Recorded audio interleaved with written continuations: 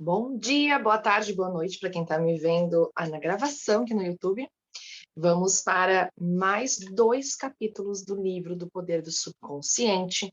Na semana que vem, a gente finaliza esse livro incrível, onde vocês puderam acompanhar junto comigo aqui tanto conhecimento, tanto entendimento de como nós funcionamos, de como nossa mente funciona e como a gente pode, através de simples, porém desafiadoras, práticas, a gente poder atrair tudo aquilo que a gente deseja, tudo aquilo que a gente quer, que a gente sonha para a nossa vida.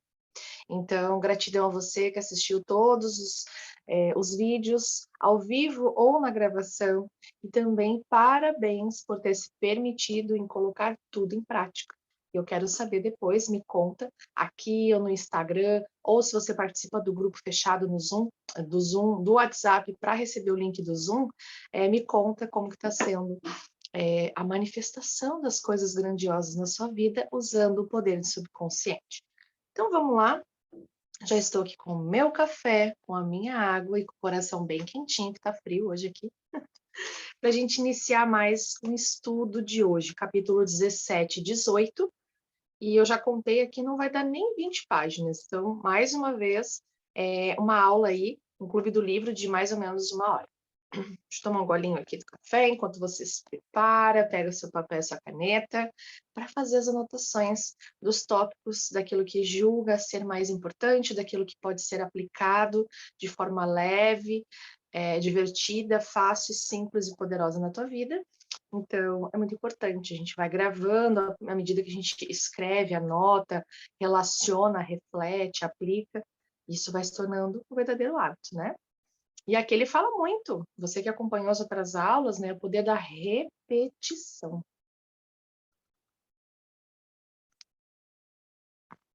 Ó, hoje a gente vai falar sobre o primeiro, né, que é o capítulo 17, como usar a mente subconsciente para perdoar. Muito bom. Já passei alguns perrengues aí, tá? Acredito que todos nós aqui, que ainda somos seres em evolução, somos seres ainda imperfeitos, temos ainda que exercitar essa musculatura do perdão, não só para os outros, muitas vezes, inclusive para a gente mesmo. Então, vamos ver o que o Dr. Joseph Murphy vai nos trazer nesse capítulo. Vamos lá. A vida não tem favoritos. Deus é vida. E o princípio da vida flui através de você nesse momento, enquanto lê e pensa nessas palavras. Bom dia, bem-vinda, Miriam. Deus gosta de manifestar-se em você como harmonia, paz, beleza, alegria e prosperidade. Isso é chamado de a vontade de Deus ou a tendência da vida. Se você cria na mente resistência à passagem do fluxo de vida, esse bloqueio emocional semeia confusão no subconsciente e causa todos os tipos de condições negativas. Deus nada tem a ver com as situações de infelicidade e caos no mundo. Elas são causadas pelo pensamento negativo e destrutivo da espécie humana. Constitui um grave erro, portanto, culpá-lo pelos problemas ou doenças que nos afligem. Numerosas pessoas criam habitualmente resistência ao fluxo da vida, acusando Deus, né, censurando-o pelo pecado, pela doença e pelo sofrimento da humanidade. Outras lhe atribuem culpa por dores, mal-estar, perda de pessoas amadas, tragédias pessoais e acidentes. Enfurecem-se com ele e julgam-no o responsável por seu sofrimento. Deixa eu dar uma olhada aqui. Só um minutinho que eu acho que a Miriam está aqui. Não sei se ela está conseguindo me ouvir, mas agora acho que ela está entrando novamente. Tá, vamos lá. Enquanto alimentarem esses conceitos negativos sobre Deus, tais pessoas enfrentarão reações negativas automáticas da mente subconsciente. O que não conseguem compreender é que castigam a si mesmas. Elas precisam compreender a verdade, obter a liberação e renunciar a toda e qualquer condenação, ressentimento e raiva contra qualquer pessoa ou poder fora de si mesma. Se assim não agirem, não adianta esperar vida sadia, feliz ou criativa. No momento em que acolherem o amor na mente e no coração, no momento em que acreditarem que ele é um pai carinhoso que as protege, ama, orienta, sustenta, eles dá força, esse conceito e crença sobre Deus ou o princípio da vida será aceito pela mente subconsciente e elas se beneficiarão de incontáveis maneiras. A vida nos perdoa sempre. O princípio da vida contém e abre-nos um tesouro infinito de perdão. Perdoa-nos quando cortamos o dedo. A inteligência subconsciente existente em nós age imediatamente para curar o ferimento. Novas células constroem pontes de um lado a outro do corte. Se contraímos uma infecção provocada por determinado organismo nocivo, a vida nos perdoa e cerca e aniquila o invasor. Se queimamos a mão, o princípio de vida reduz o edema e a congestão e dá-nos nova pele, tecidos e células. A vida não alimenta rancor contra ninguém, está sempre nos perdoando. Traz de volta a saúde, a vitalidade, a harmonia e a paz. Se cooperarmos com ela, isto é, se pensarmos em harmonia com a natureza. Lembranças negativas, rancorosas, amargura e má vontade atravancam e impedem a circulação do princípio de vida em nós existente. Deixa eu ver se estão conseguindo me ouvir aqui.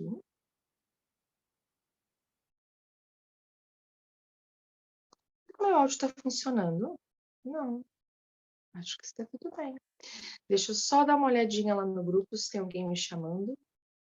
Não, porque eu estava desconfiada que não estava funcionando o vídeo e o áudio. Imagina, né? Ficar 1 hora lendo aqui e depois não gravou nada. Ai, meu Deus. Vamos lá, deixa eu tomar mais um golinho de café. Tá frio hoje. Mais uma historinha aqui, ó. Como ele baniu o sentimento de culpa. Ah, esses nomes em inglês aqui acaba comigo, né? Harriet. Não sei se é assim que fala. Trabalhava até tarde no escritório todos os dias. Frequentemente, só voltava para casa depois da meia-noite e alimentava a esperança de que os chefes e colegas a admirassem por ser tão esforçada. Mas nada disso acontecia. Uma vez que ela era, em geral, a única a fazer serão, os demais nem mesmo sabiam de sua rara dedicação ao trabalho. Enquanto isso, sua família enfrentava sérias dificuldades. O marido e os 2 filhos mal sabiam como ela era, de tanto que ela trabalhava e fazia serão. Quando a equipe júnior de beisebol, onde o filho jogava, chegou às semifinais, ela não foi assistir o jogo, mas nem mesmo perguntou quem vencera.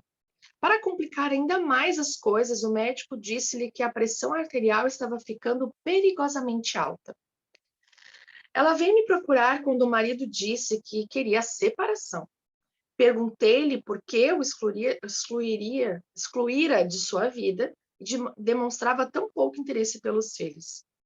No princípio, ela explicou que era obrigada a trabalhar tanto assim, simplesmente para conservar o emprego. Perguntei-lhe se os colegas trabalhavam tantas horas extras como ela. Não, reconheceu. Os outros cumpriam o horário normal e em nada eram mais competentes do que ela. Sugeri-lhe um motivo porque achava que ela trabalhava tanto. Há alguma coisa correndo por dentro, disse eu. Se não houvesse, você não trabalharia dessa maneira. Você está se punindo por alguma coisa. Por algum tempo, ela resistiu a essa sugestão. Insistiu em que seus hábitos de trabalho eram normais e que os outros sim é que eram preguiçosos. Finalmente, contudo, reconheceu um profundo sentimento de culpa. 15 anos antes, com a morte do pai, fora testamenteira do espólio, e deliberadamente deixara de entregar uma grande soma ao irmão mais moço. Por que você fez isso? Perguntei. Foi questão de cobiça? Claro que não, respondeu ela. Meu irmão, bem, ele tinha um gravíssimo problema com drogas. Eu sabia o que aconteceria ao dinheiro se eu entregasse a ele. Disse a mim mesma que eu estava economizando para quando ele conseguisse largar o vício. E? Ele perguntou. Ela respirou profundamente. Isso nunca aconteceu. Ele se suicidou. Talvez não tenha premeditado, mas o resultado foi o mesmo. Ele tinha apenas 26 anos. Eu pensei muito nisso. O que teria acontecido se eu não tivesse ficado com o dinheiro? Talvez ele o tivesse usado para ganhar um programa de reabilitação e poderia estar conosco ainda. É culpa minha ele ter morrido. Perguntei. Se pudesse fazer tudo novamente, o que faria? Não sei, respondeu ela, sacudindo a cabeça. Mas sei que me esforçaria mais para ajudá-lo, em vez de censurá-lo porque ele tinha um problema. Mas na ocasião você achou que tinha razões para agir assim? Perguntei. Achou que fazia a coisa certa? Claro, retrucou ela. Mas agora eu acho que eu agi mal. O dinheiro não era meu. De modo que agora você não faria a mesma coisa? Não, não faria, disse ela, o rosto sério. Mas isso não importa, eu jamais poderei ser perdoada pelo que fiz. Roubei meu próprio irmão e ele morreu. É apenas justo que Deus me castigue. Eu mereço isso. Expliquei-lhe que Deus não estava castigando. Ela mesma estava se punindo. Se usar mal as leis da vida, você vai sofrer como consequência. As forças da natureza nada têm de más. O uso que lhes damos é que determina se produzirão bons ou maus efeitos. A eletricidade não é má. Depende de se você a usa para iluminar sua casa ou aplicar um choque fatal em alguém. O único pecado é a ignorância da lei e o único castigo, a reação automática dela quando é mal usada. Se você usa mal os princípios da química, explode o local de trabalho. Se dá um murro numa tábua, é possível que a mão comece a sangrar. A tábua não tem nenhuma culpa. A culpa está no mau uso que você lhe deu. No fim, consegui ajudar a moça a compreender que Deus não condena nem castiga ninguém. Seu sofrimento era devido à reação da mente subconsciente, à sua maneira negativa e destrutiva de pensar. O que ela precisava era de perdão, mas também saber o verdadeiro sentido do perdão é o perdão de si mesmo. O perdão alinha nosso pensamento com a divina lei da harmonia. A autocondenação é o inferno, prisão e restrição. E o perdão, o céu, harmonia e paz. Tirando da mente o peso da culpa e da autocondenação, ela obteve cura completa. No exame médico seguinte, a pressão voltar ao normal, a explicação a curou. Mais uma historinha aqui. Tô vendo que o pessoal tá com dificuldade de entrar e me escutar. É isso mesmo, gente? Deixa eu ver aqui o que está acontecendo. Não estou conseguindo ligar o áudio. Aí nem adianta eu explicar por aqui, porque acho que não estão me escutando, né? Bom, vamos lá. Mais um golinho de café.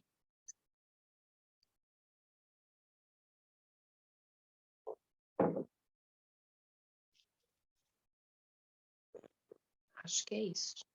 Acho que estou funcionando. O assassino aprendeu a perdoar. Arthur, há muitos anos, cometeu homicídio na Europa. Quando me procurou, senti uma grande angústia e tortura mental. Acreditava que Deus tinha que castigá-lo pelo terrível ato que cometera. Pedi-lhe que me contasse o caso. Segundo ele, descobrira que a vítima estava tendo um caso com a sua esposa. Chegara mais cedo de uma caçada e o surpreendera em flagrante, e num acesso de fúria, atirara no homem, matando-o. O sistema judiciário foi leniente, cumpriu pena de apenas alguns meses de prisão. Ao ser solto, divorciou-se da esposa e migrou para os Estados Unidos. Após vários anos, casou-se com uma americana. Ele e a esposa foram abençoados com 3 lindos filhos. Fez carreira bem-sucedida em um campo de atividade em que tinha a oportunidade de ajudar muitas pessoas. Era apreciado e respeitado pelos colegas, mas aparentemente nada disso ajudava. Após todos esses anos, continuava a culpar-se pelo que acontecera. Após ouvir a história, expliquei que, segundo a ciência, todas as células do nosso corpo são renovadas a cada 11 meses. Tanto física quanto psicologicamente, ele não era mais o mesmo homem que cometera aquele homicídio que acontecera muitos anos antes. Além disso, ele evidentemente se transformara, tanto mental quanto espiritualmente. Nesse momento, transbordava de amor e boa vontade para com a humanidade. A pessoa que cometera aquele crime anos atrás estava morta mental e espiritualmente. Recusando-se a se perdoar, ele condenava um inocente. A explicação produziu um efeito profundo. Disse-me ele que se sentiu como se um grande peso tivesse sido tirado de sua mente e compreendeu pela primeira vez o sentido interno da verdade seguinte da Bíblia. Vinde, pois, e arrazoemos, diz o Senhor. Ainda que vossos pecados sejam como escarlate, eles se tornarão brancos como a neve. Ainda que sejam vermelhos como o carmesim, se tornarão como a lã. Críticas não podem feri-lo sem seu consentimento. Uma professora primária, chamada Ramona, procurou-me após uma palestra. Disse-me que recentemente fora obrigada a fazer um discurso. Em seguida, uma colega lhe enviou um bilhete cheio de críticas. Dizia que Ramona falara rápido demais, engolira palavras e nem ao mesmo pudera ser ouvida com clareza. Ramona ficou magoada e furiosa. Sentiu grande raiva da colega e na escola procurou evitar qualquer contato com ela. Quando interroguei, Ramona reconheceu que merecia muitas das críticas. Não tinha experiência em falar para adultos. Antes, sentira-se nervosa e depois feliz por ter acabado a aprovação. Esse era o motivo porque ficara tão magoada com as críticas da colega. Era como se alguém espinafrasse um bebê que estava aprendendo a andar, por não correr. Quando simplesmente andar já era uma façanha extraordinária. Enquanto conversávamos, Ramona começou a compreender que sua primeira reação foi infantil. Acabou por reconhecer que o bilhete constituíra, na verdade, uma bênção e um corretivo muito necessário. Resolveu melhorar nesse particular e matriculou-se em um curso de oratória, oferecido por uma faculdade ali próxima. Paralelamente, ligou para a autora do bilhete para lhe agradecer pelo interesse e pelas boas informações. Como ser compassivo? Mas e se o bilhete recebido por Ramona fosse absolutamente infundado? E se ela tivesse boa razão para pensar que a crítica ao discurso simplesmente não tinha fundamento? Nesse caso, Ramona teria que compreender que alguma coisa no discurso fosse na apresentação do conteúdo, perturbara os preconceitos, superstições ou crenças sectárias mesquinhas da autora do bilhete. O problema nesse caso não seria seu, mas da colega que escrevera. Compreender isso implicaria dar um primeiro passo essencial para a compaixão. O passo lógico seguinte seria orar pela paz, harmonia e compreensão da colega. Nós não podemos ser magoados quando sabemos que somos senhores de nossos pensamentos, reações e emoções.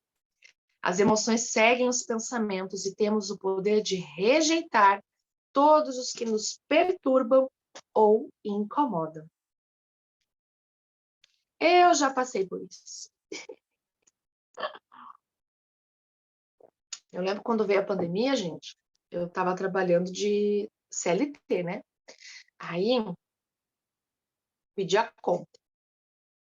Falei, vou ficar de boas. E aí entrou esse negócio de pandemia, de Instagram, de lives, de coisa errada. E eu resolvi, eu já tinha curso de Reiki, né? Já trabalhava com algumas questões assim dentro da terapia holística. E eu falei, vou empreender.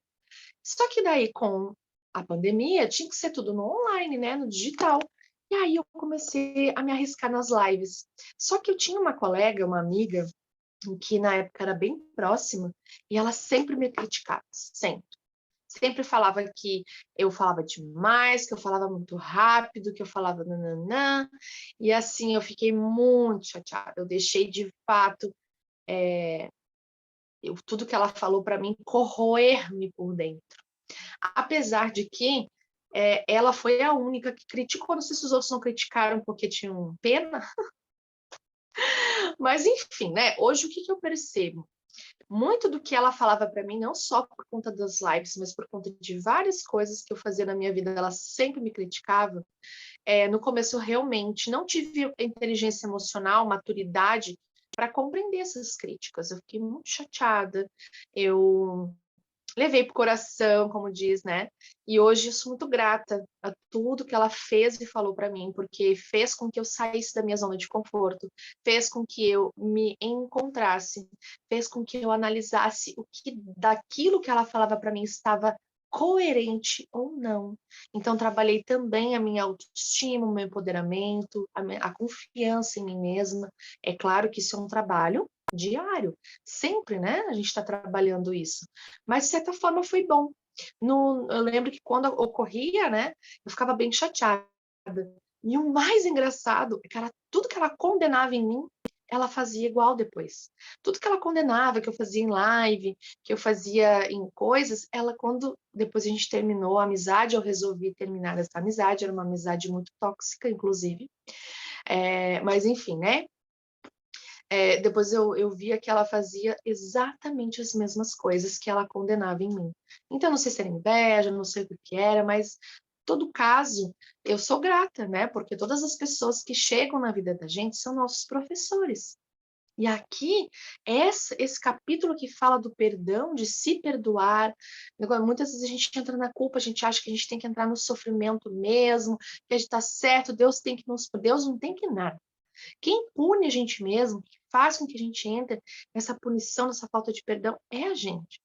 Esse looping negativo, né, de culpa, de achar que podia ter feito diferente, é verdade? Quem nunca passou por isso? E também perdoar as outras pessoas, porque elas nos dão aquilo que elas dão conta de nos dar. Elas fazem com a gente acha que elas estão nos prejudicando, mas se você olhar de uma forma mais ampla, olhar de fora e refletir no que aquilo está fazendo para nós, a pessoa ou a situação, na verdade, ela está nos movendo para frente. Ela está nos tirando do conforto, fazendo com que a gente se aprimore, que a gente cresça. E aí, se a gente consegue ter um pouquinho de paciência, compreensão, entender que a pessoa dá aquilo que ela tem dentro dela, que ela dá aquilo que ela consegue, que a gente não sabe a história de vida da pessoa, muitas vezes ela não recebeu carinho, amor, afeto, e hoje, pela frustração, enfim, né, por uma somatização de situações, ela ferida acaba ferindo outras pessoas. Então, trazer a compaixão, como ele fala, orar por essa pessoa, perdoar, é fácil?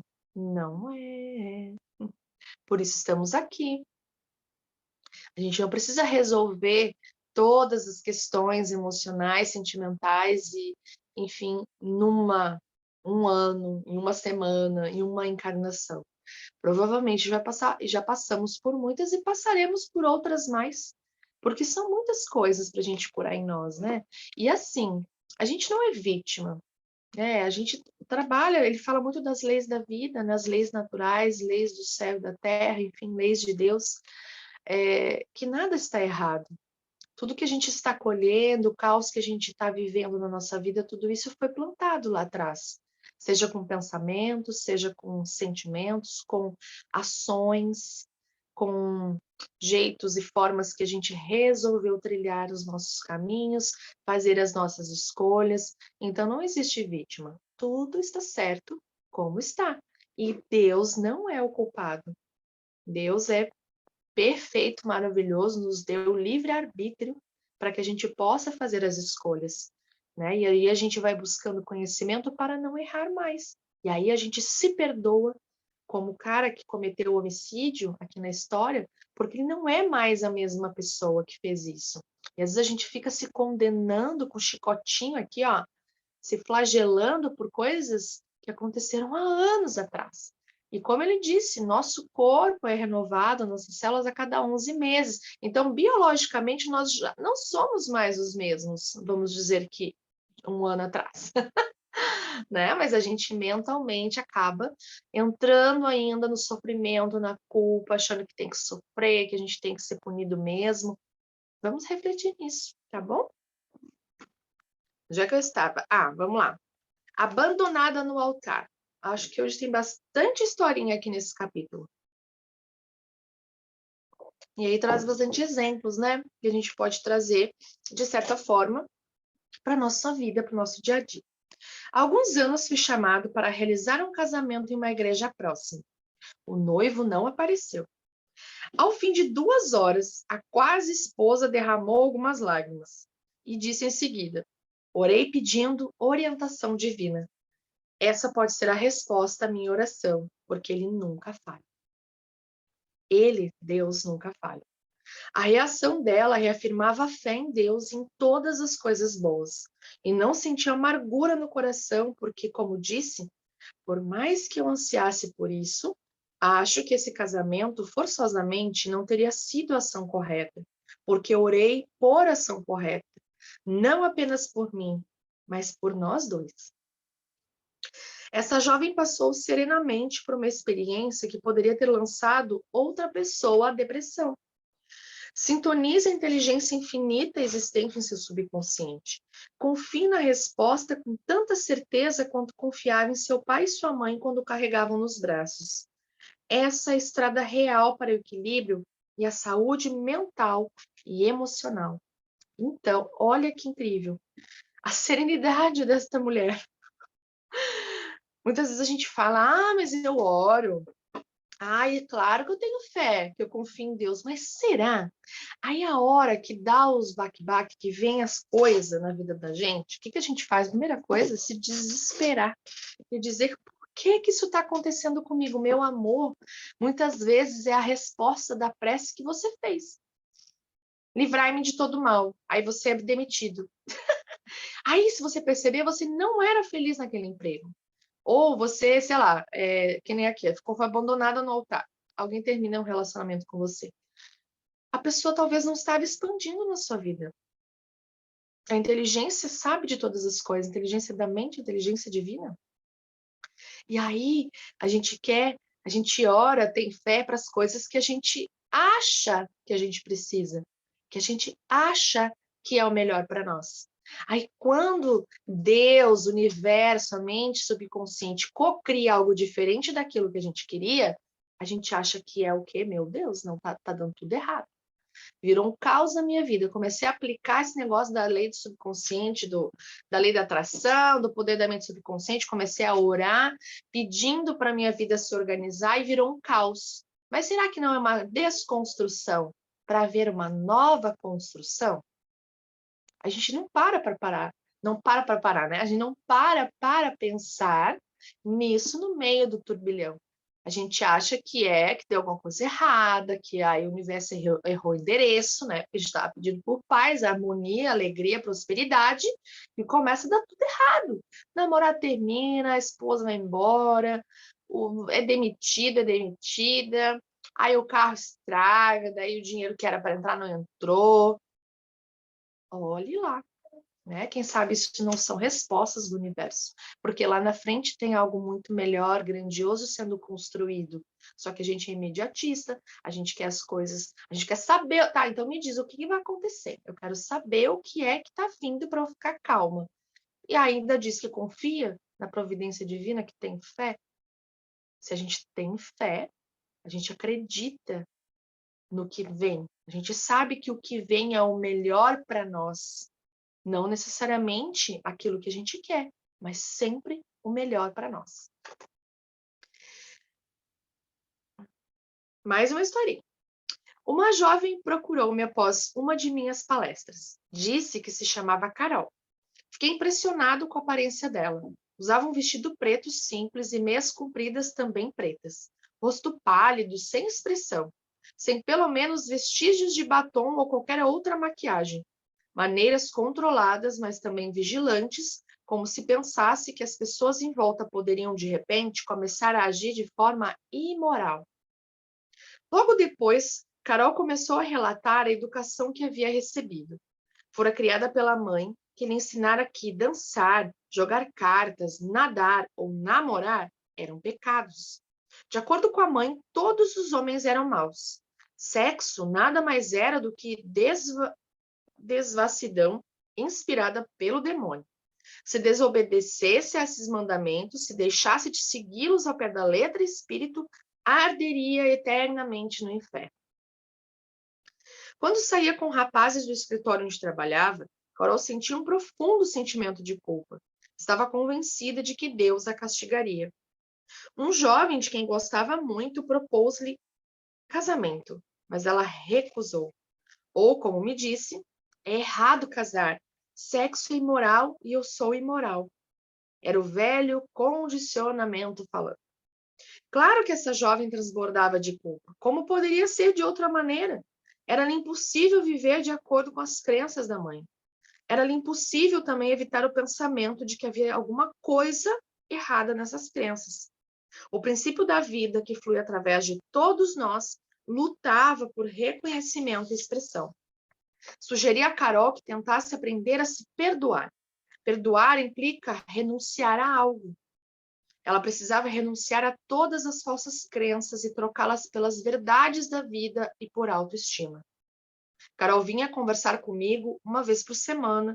Isso durou 10 semanas. Ensinei-lhe o que aprendera sobre o funcionamento das mentes consciente e subconsciente, como venho explicando nesse livro.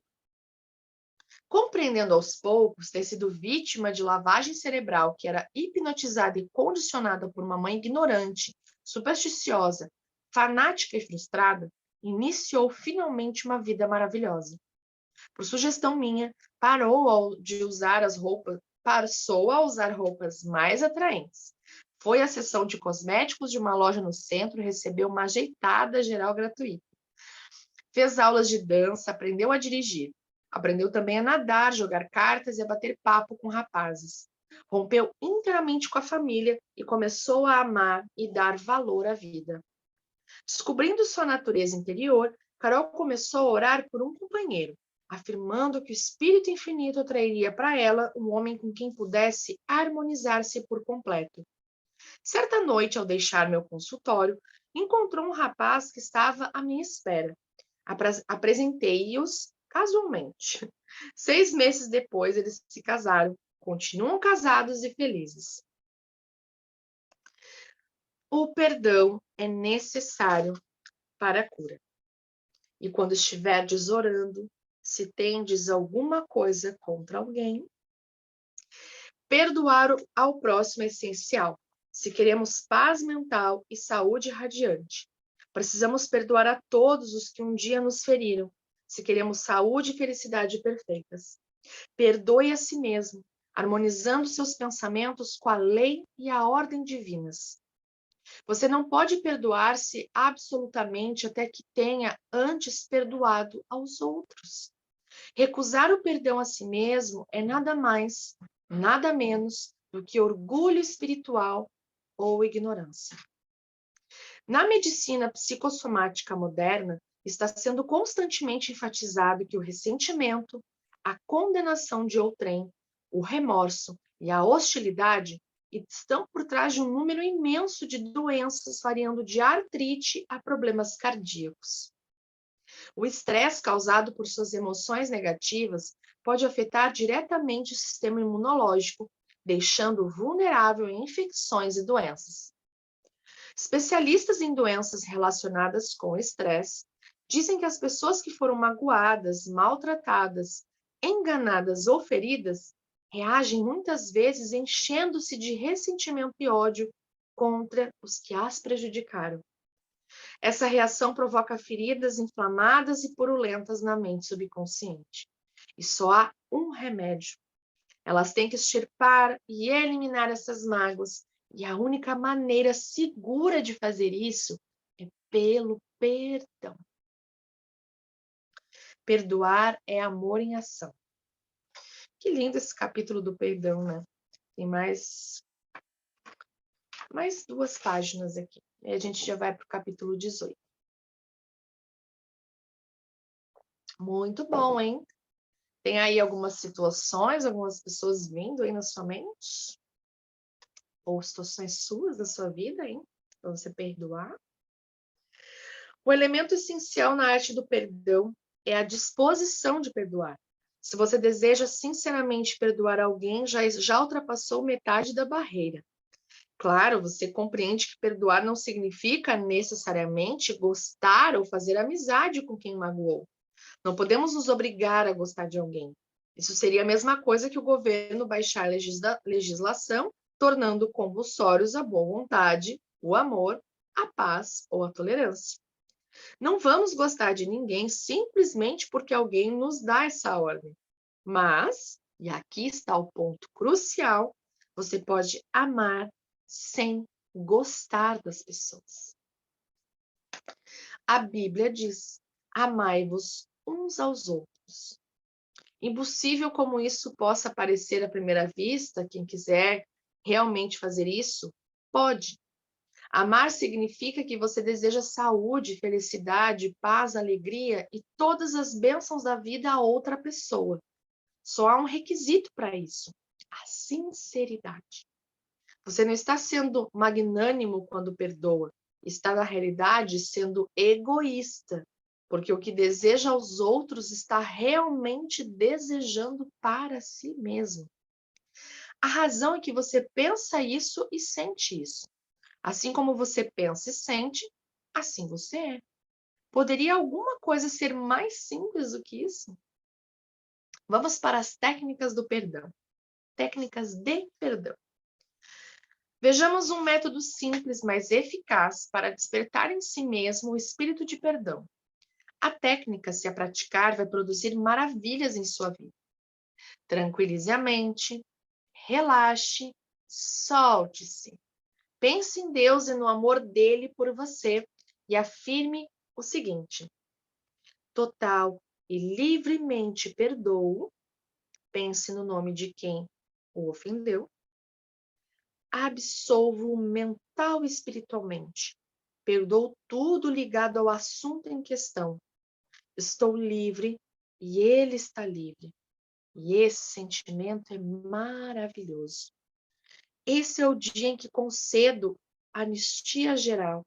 Absolvo todos os que já me feriram e desejo a todos saúde, felicidade, paz e todas as bênçãos da vida. Faço isso livre, alegre e amorosamente. Sempre que pensar na pessoa ou pessoas que me magoaram, direi: eu perdoei e lhe desejo todas as bênçãos da vida. Estou livre e eles estão livres. É maravilhoso.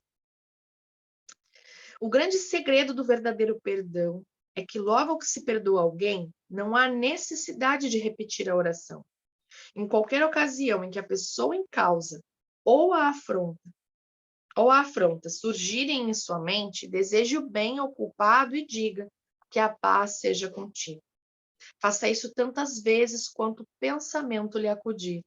Você vai descobrir que após alguns dias o pensamento na pessoa ou na experiência voltará cada vez menos, até desaparecer. O teste decisivo do perdão. Garimpeiros e joalheiros usam o chamado teste do ácido para saber se o metal é ouro mesmo ou imitação.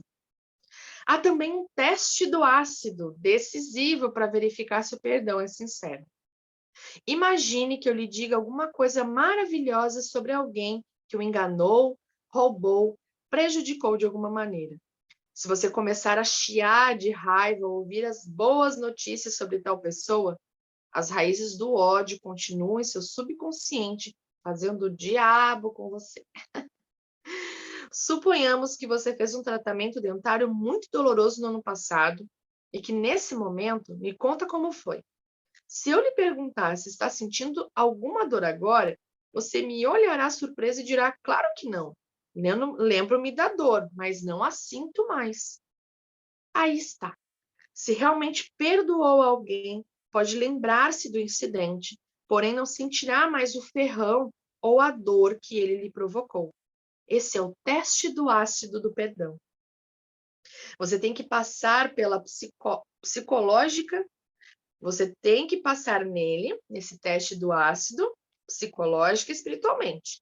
De outra maneira, está simplesmente enganando a si mesmo, dizendo que perdoou, né? E na verdade aquilo ainda está te machucando de alguma forma, você ainda sente alguma raivinha, alguma mágoa, alguma questão, né? Não está de modo algum praticando a verdadeira arte do perdão. Uma vez que compreenda a lei criadora da sua própria mente, você deixa de culpar pessoas e situações por tornar-lhe a vida difícil ou insatisfatória. Reconhece que seus próprios pensamentos e sentimentos é que lhe criam o destino. Além disso, sabe que fatores externos não causam nem condicionam sua vida e suas experiências. Pensar que outros podem prejudicar sua felicidade, que você é a bola de futebol que todos chutam de um destino cruel, que tem que se opor a lutar contra alguém para conseguir sobreviver, todas essas ideias revelarão a natureza destrutiva que lhes é inerente. Logo que você compreender que pensamentos são coisas. Esse princípio, aliás, é claramente exposto na Bíblia, porque, como imagina sua alma, assim ela é. Eu não vou ler o resumo desse capítulo, já vou partir para o capítulo 18. Depois eu vou colocar lá no grupo do WhatsApp, que é onde eu deixo o link do Zoom, aquela técnica do perdão, tá? E agora a gente vai ler o 18. Aí hoje eu conversei bastante, né? A gente passou um pouquinho. Geralmente dá meia hora cada capítulo. Só uma coisinha que aconteceu comigo. Eu achava que eu nunca tinha problema em perdoar as pessoas. Eu achava a pura, né? A Madre Teresa. Até que um dia, sim, aconteceu um grande desafio para eu perdoar alguém. E eu fiquei mais ou menos uns 6 anos nessa. Eu chegava a sonhar, eu chegava, às vezes, no banho, a pensar e lembrar dessa pessoa e eu ficar recapitulando toda uma oratória que eu faria, tudo que eu falaria para essa pessoa, e aí eu ficava consumida pelo ódio, pela raiva, achando a injustiça, não sei o que, não sei o que. Aí tá, fiquei nesse movimento, fui fazer terapia, buscar conhecimento para ver como não é do dia para a noite, né? E eu acredito que poucas pessoas eu passei por isso, mas essa foi a mais longa, 6 anos, né? Sofrendo. Ou seja, eu mesma sofria, né? Aí então eu comecei a sonhar. Eu comecei a ter sonhos com pessoas que eu julgo que eu confio, né? Eu julgo que eu sonhei com essas pessoas mesmo, né? Eu acredito que elas de fato apareceram no meu sonho para conversar comigo. E a fala delas era geralmente assim: Deise, a sua vida não vai para frente enquanto você não perdoar genuinamente, amorosamente, sinceramente essa pessoa. E aí eu comecei nessa busca de autoconhecimento, de trabalho comigo mesma, compreendendo, como eu tinha falado antes, né, que as pessoas elas dão aquilo que elas conseguem dar. E muitas vezes elas nos atacam, elas nos ferem, porque elas também são almas feridas, né? E quem sou eu para dizer você tem que me tratar assim, né? E sim compreender.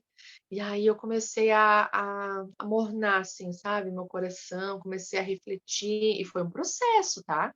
E aí muitos sonhos vindos com a mesma fala, que eu não iria conseguir produzir, expandir na minha vida, nos meus negócios, na minha alegria, sabe, naquilo que eu buscava, naquilo que eu pedia para Deus, para o universo, para o meu subconsciente criar para mim, enquanto eu não trabalhasse o perdão.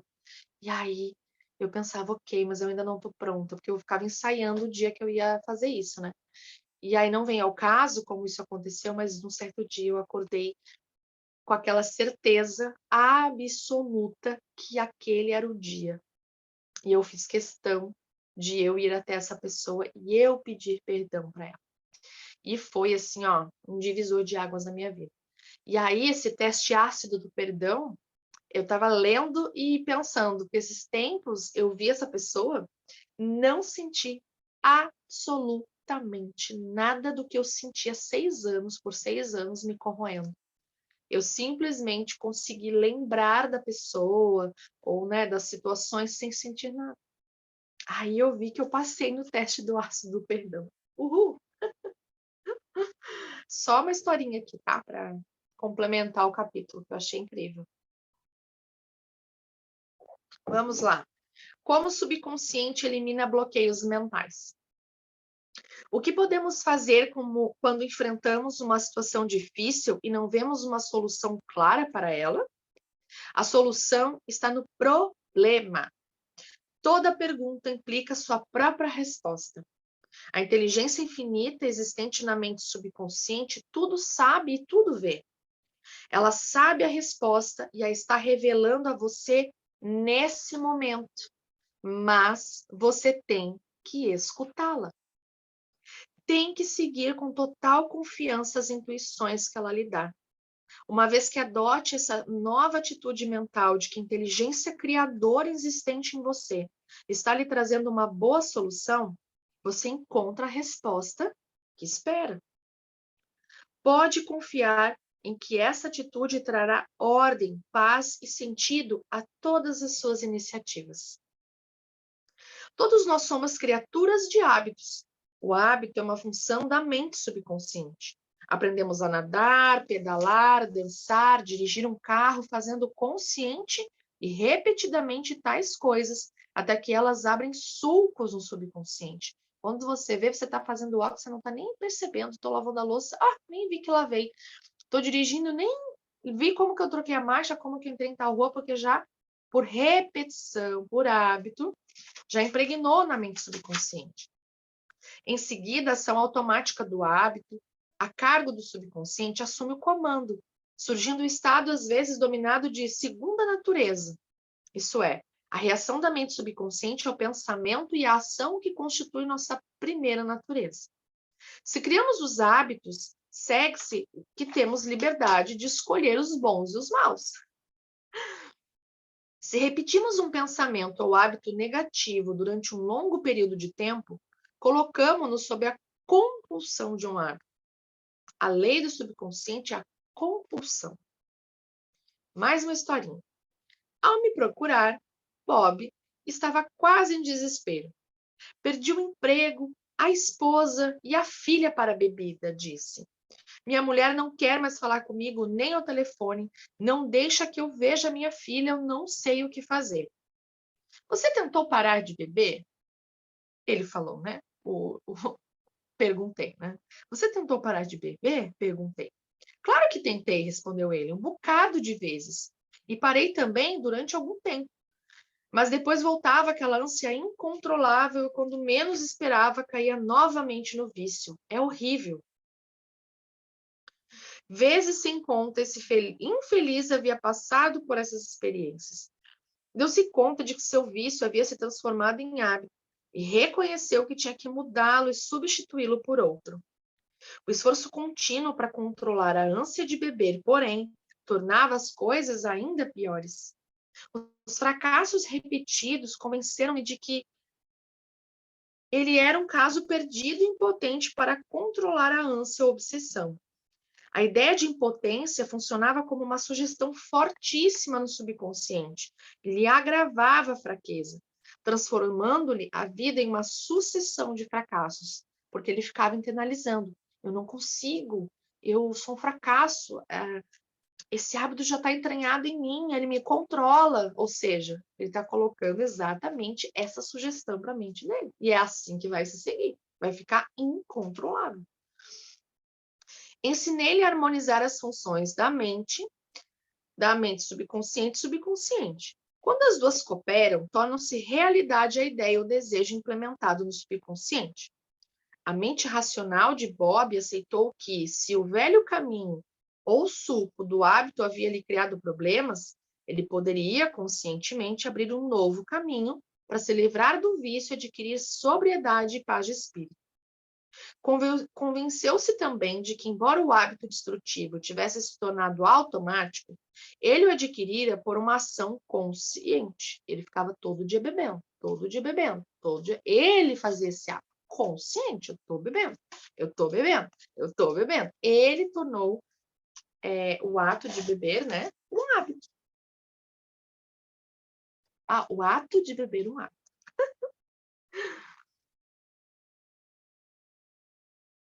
Onde é que está aqui?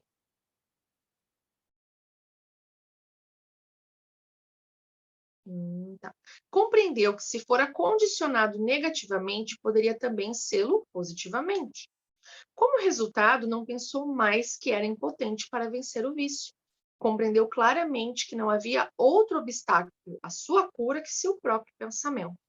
Por conseguinte, essa não era a hora de fazer um grande esforço ou aplicar coerção mental a si mesmo. Lembra da coerção mental que a gente falou em outros capítulos? Eu preciso de dinheiro, tem que ser agora, por que não chegou ainda? Como é que a mente ainda não me deu as respostas? Eu preciso de resposta, o caos está instalado. Você força a mente. Aí não vai rolar. O poder da imagem mental. Bob iniciou a prática de relaxar o corpo e entrar em um estado sonolento e meditativo. Em seguida, pintou na mente o quadro do resultado desejado, sabendo que a mente subconsciente poderia concretizá-lo da maneira mais fácil possível. Então, ele imaginou a filha dando-lhe um abraço de boas-vindas e dizendo: "Oi, papai, que bom ver você novamente em casa." Todos os dias, sistematicamente, ele sentava e meditava dessa maneira. Quando a atenção divagava, formou o hábito de rever o quadro mental da filha, o sorriso, a cena do lar tornado alegre pela voz da garota. Tudo isso lhe provocou um recondicionamento mental. Era um processo gradual. Ele persistiu, perseverou, sabendo que mais cedo ou mais tarde criaria um novo padrão de hábito do subconsciente. Eu lhe disse que poderia comparar a mente consciente a uma câmera fotográfica, servindo o subconsciente como filme sensível no qual ele registra e gravava a imagem. A explicação causou-lhe profunda impressão. Seu único objetivo passou a ser o de gravar firmemente a imagem na mente e ali mesmo revelá-la. Filmes são revelados no escuro, de igual maneira, fotos mentais são reveladas na câmara escura da mente subconsciente. Bob compreendeu que a mente funcionava como uma câmera e, portanto, não recorria a qualquer esforço. Não travava qualquer luta mental. Tranquilamente ajustava os pensamentos e focalizava a atenção na cena diante de seus olhos mentais, até identificar-se gradualmente com ela. Deixou-se absorver por essa atmosfera, projetando com frequência o filme na mente. Não havia a menor dúvida de que ocorreria a cura. Quando sentia a tentação de beber, mudava o foco da imaginação de farras de bebida para a sensação de estar em casa com a família. Teve sucesso porque esperou confiantemente viver o filme que revelava na mente. Hoje ele é abstêmio, está reintegrado na família e tem uma carreira bem-sucedida e felicidade radiante.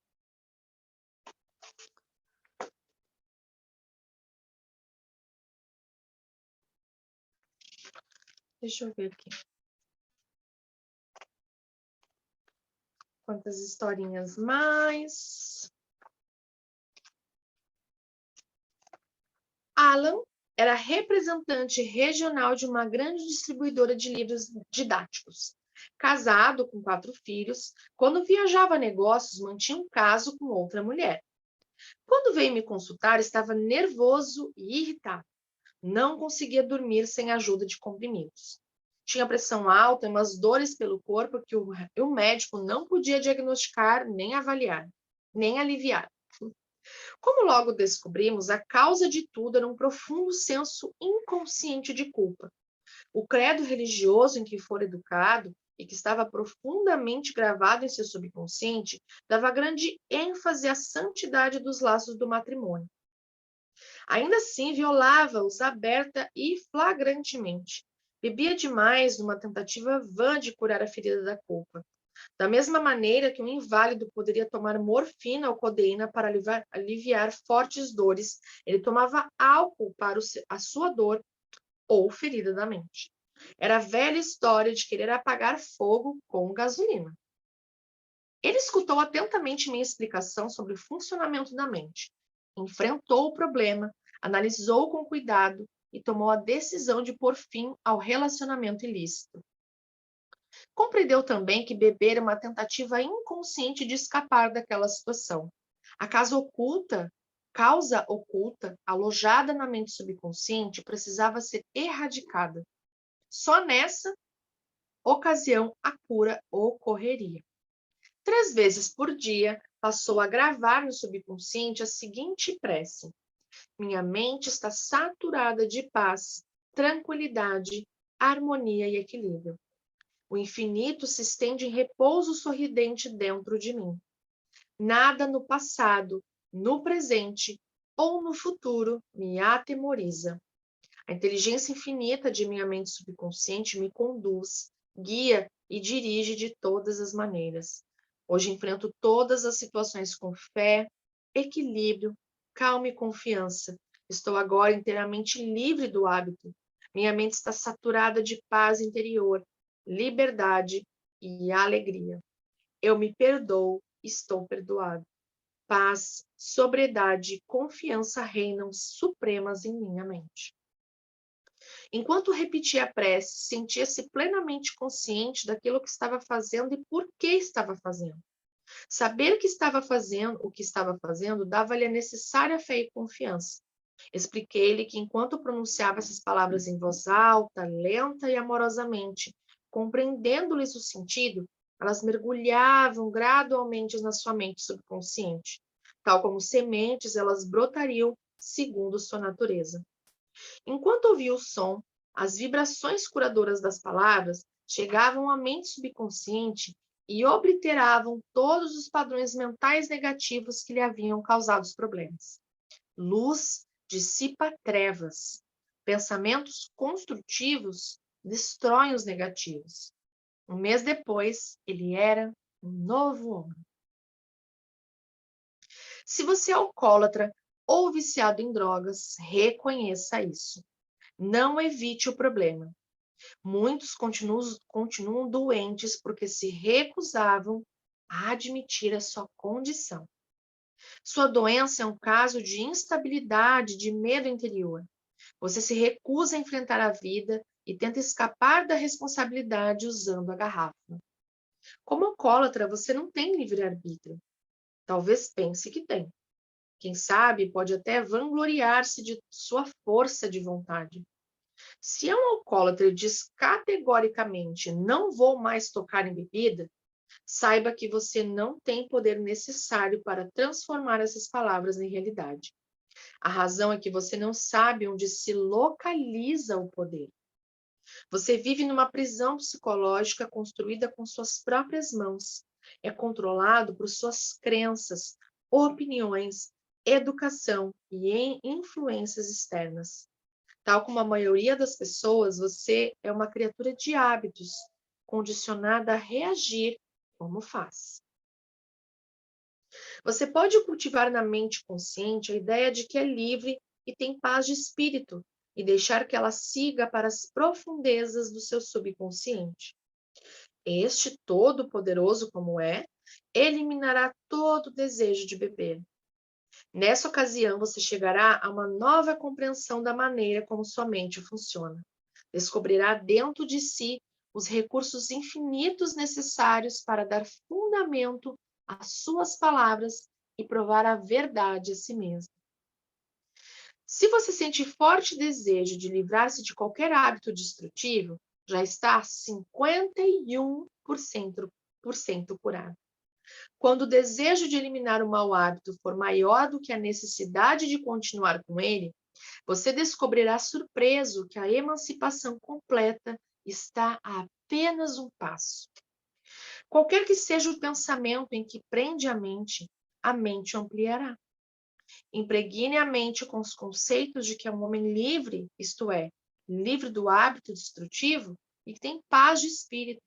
Mantenha a atenção concentrada nessa nova direção. Ao fazer isso, você gera sentimentos que aos poucos saturam o conceito de liberdade e paz. Todas as ideias que você impregna de emoção são aceitas e transformadas em realidade pelo subconsciente. Convença-se de que alguma coisa boa pode surgir de seu sofrimento. Você não sofreu em vão. É uma idiotice, porém, continuar a sofrer. Se continuar a beber, o álcool provocará sua deteriorização e decadência mental e física. Convença-se de que o poder existente em seu subconsciente lhe dará todo o apoio. Mesmo que caia na melancolia, você pode começar a imaginar a alegria de estar livre do vício que lhe está reservado. A lei da substituição é a seguinte: a imaginação levou a garrafa. Deixe que o leve agora para a vitória sobre o vício e a paz de espírito. Você vai sofrer um pouco, mas por uma finalidade construtiva. Aguente o sofrimento como uma mãe aguenta as dores do parto e dará à luz um filho da mente. Seu subconsciente dará à luz a sobriedade. A verdadeira causa do alcoolismo é o pensamento negativo, destrutivo. Assim como o homem pensa, assim ele é. O alcoólatra sofre de um profundo senso de inferioridade, inadequação, frustração e derrota. Não raro, esses sentimentos se fazem acompanhar de uma profunda hostilidade interior contra alguém ou alguma coisa. Ele dispõe de uma infinidade de álibis para explicar o vício, embora na realidade a única razão seja sua vida mental. Primeiro passo: fique imóvel, pare as rodas da mente. Entre em um estado sonolento de torpor. Nesse estado relaxado, tranquilo, receptivo, você se prepara para o segundo passo. Segundo passo: formule uma frase curta que possa gravar facilmente na memória e repita como se fosse uma canção de ninar. Use a frase: tenho agora sobriedade e paz de espírito e dou graças por isso. Para impedir a mente de distrair-se, repita as palavras em voz alta e imite a pronúncia com os lábios e a língua enquanto a repete mentalmente. Essa técnica facilita a penetração da frase no subconsciente. Faça isso durante 5 minutos ou mais. Você obterá uma profunda resposta emocional. Terceiro passo: pouco antes de dormir, pratique o que o grande poeta alemão costumava fazer, o Johann von Goethe. Imagine um amigo, uma pessoa amada fazendo-lhe companhia. Você está de olhos fechados, relaxado e em paz. A pessoa amada ou amigo estão subjetivamente presentes e lhe dizem parabéns.